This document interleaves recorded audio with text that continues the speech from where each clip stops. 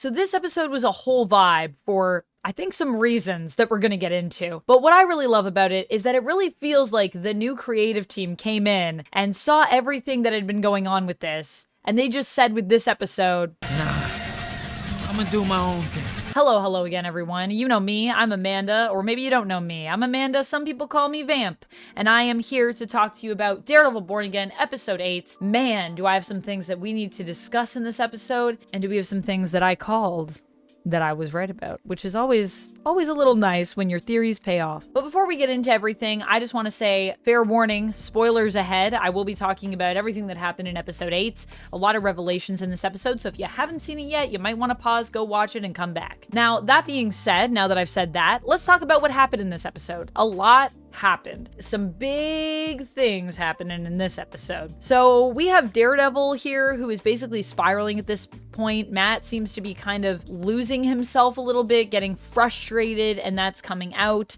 And this is all happening as Fisk is more reclaiming his power. So as Daredevil's kind of spiraling, Kingpin's more coming into his own, really understanding what he has that works and how he can use that as mayor of New York City. Vanessa and Fisk also bury the sins of the past, if you will, in this episode.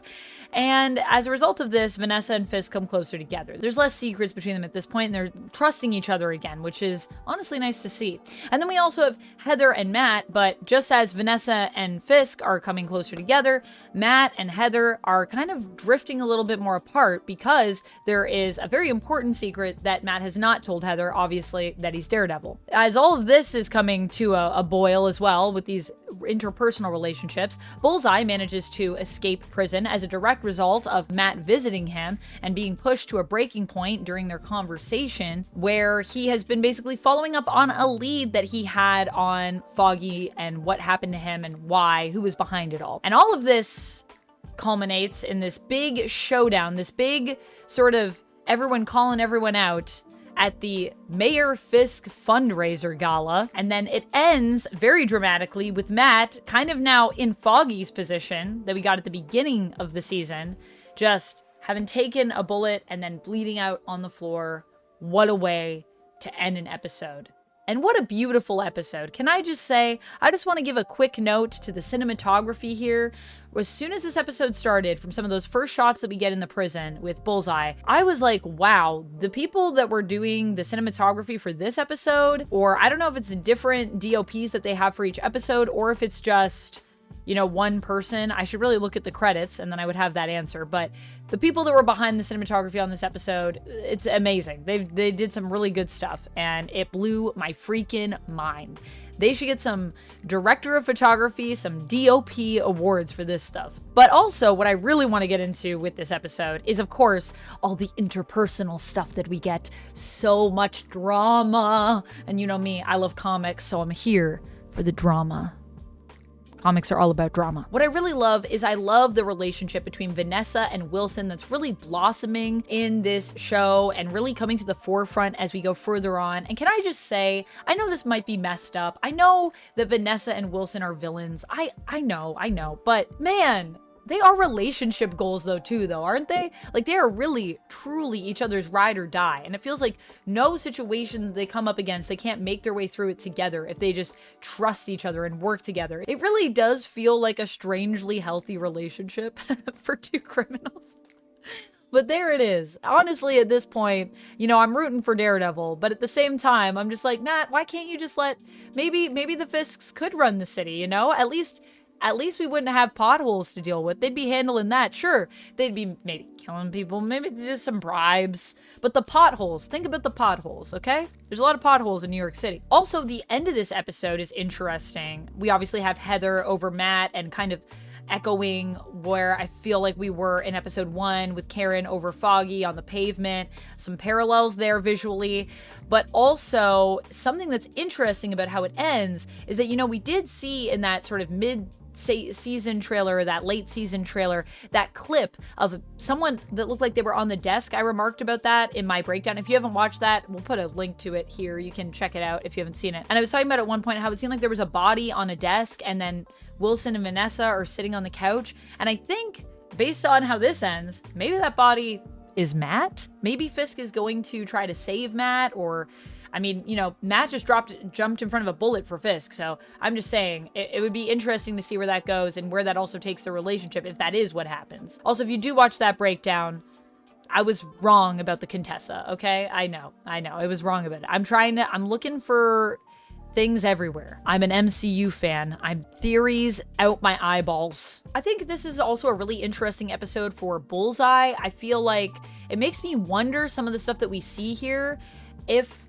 Bullseye, there's maybe more going on for him than they're letting on, and if there's maybe a bigger plan at work here than even what we've uncovered thus far, with him working for, you know, Vanessa and then taking out Foggy. All of those revelations obviously come to light because he said something to Daredevil in prison that I thought was interesting. So when Matt comes to visit him, he says, you know, you should be like shouldn't you be trying to save me because you're a hero?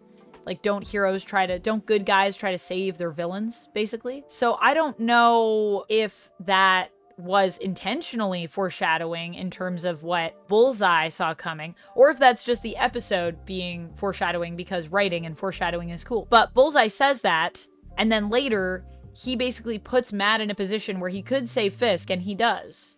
Like, Matt doesn't want to save Bullseye, but he does jump in front of that bullet for Fisk. And I also wonder if Bullseye even thought that he would be able to shoot Fisk, because Bullseye just is a guy, he doesn't usually like mess up shots. He's pretty good at that. I mean, technically he didn't really miss. It was just that Matt got in the way, even in this instance, if it just happened. But I'm just saying, you know, Matt's right there, and I'm trying to think back to season 3. Does Bullseye know? He knows that Matt's Daredevil, right? Because that's what I thought going into this, and I might be misremembering. And so it feels like in the prison, he was actually goading Matt into attacking him so that he could get a tooth loose or have something that he could use as a weapon to get out of prison. And then when he gets out, he goes right there. And I mean, he can probably clearly see that Matt is on the dance floor. And if he knows that Matt is Daredevil, he knows he's going to be able to hear what's happening. And so he might do something. But did he just think that he wouldn't do anything? Did he not see Matt? Or is this all part of a bigger plan?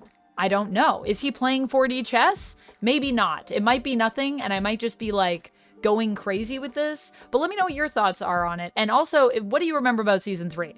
Does Bullseye know that? Does he know that Matt's Daredevil? I need to know. Let me know in the comments. There's a lot of stuff going on, though, in this episode. I mean, we learn, like I said, about Vanessa being behind Foggy's death. Also, just want to say, called it, told you guys, Vanessa. Can't underestimate her. Although I don't think she's trying to do a coup on Wilson, which was something I thought might be happening. But, you know, once she ended up showing her true colors and basically setting up Luca before, I already knew that, like, Vanessa and Wilson at that point are just, they're ride or die. They're there for each other, and that's it. So the coup thing, not so much. But her being behind Foggy's death, yes. Which is very interesting. There's a lot of secrets that aren't being spoken, though, because while that one comes out, Matt still hasn't told Heather about being Daredevil, and yet he also is like, Heather, dance with me, and I'm gonna put my walking stick just on a tray, whatever. Matt's just being so reckless with his secret identity at this point. He's just like walking without his stick and letting everyone see it. Josie sees it. Also, yay, Josie is alive. And I love it, though. I love the reckless nature we get with Matt in this episode because it feels very Daredevil Born Again. There's a whole point in the Daredevil Born Again comic story where Daredevil, because he's lost so much, his mind just starts to he becomes paranoid and he just becomes really brutal and really violent. And when he's dealing with criminals, he's not like level-headed. So he just kind of like loses it on people. And that's what this is giving. It's giving that violent nature really coming to the forefront to the point that it's destructive. Swordsman is also here and I love seeing him in the show. I really like the actor and I just love Swordsman is such a random Avenger kind of to have, not someone that we talk a lot about. And you know me, I love when the littler guys, the smaller characters get love. So that's always nice to see. But will Swordsman make it to the end of the show? Will he live? Or will he die and then become maybe Kotati? Probably not. Probably no Kotati in this show. If you don't know Kotati, they're an alien race of basically plant people in Marvel Comics. I really like the Empire event, so I would like to see some Kotati at some point, but I don't think that'll be happening now or maybe ever. I might be alone in wanting the Kotati in the MCU. What I really love in this show, though, is whether it comes to Swordsman's fate or whether it comes to what's going to happen with Daredevil or, you know, even just what's going on with Vanessa and Wilson or even Cole North. Cole North, who is a character that is pretty complex in the comics and who has this kind of great redemption story by the end of it. I just don't know if that's going to be adapted here. I don't know what's going to happen here. And I love that about this show. I have a lot of theories because I am knowledgeable about the comics and I am knowledgeable about the show, but I never feel like anything that I say is concrete. The only thing was maybe when we saw the person in the Punisher shirt shooting White Tiger, and I was like, that's definitely not the Punisher. But I feel like the show built enough in for people to be able to pick up on that.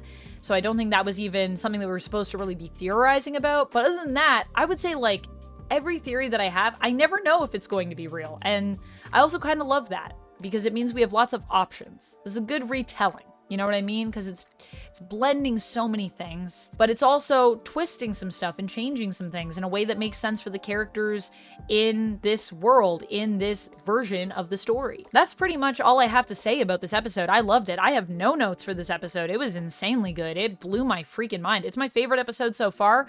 I'm going to give it a 5 out of 5. I personally think this deserves a 6 out of 5 if that was a thing I did. You know what? Screw it. I'm going to say 6 out of 5. This is my video. It's my ranking. And it was so good. I think it deserves it. I really liked this episode a lot. Anyways, that's all I have. Let me know your thoughts down in the comments below. Did you like it? Did you not like it? Why? Why not? What are you thinking of it? And, you know, what would you like to see? Are you hoping that we see Kotadi in the MCU? Am I not alone? Let me know. Do you ship Vanessa and Wilson? Are you also a fan of cool criminal relationships that are weirdly healthy? Let me know. I'll see you next time, and until then, friends, as always, stay nerdy. Bye! And if you missed one of my other episode reviews, check it out here.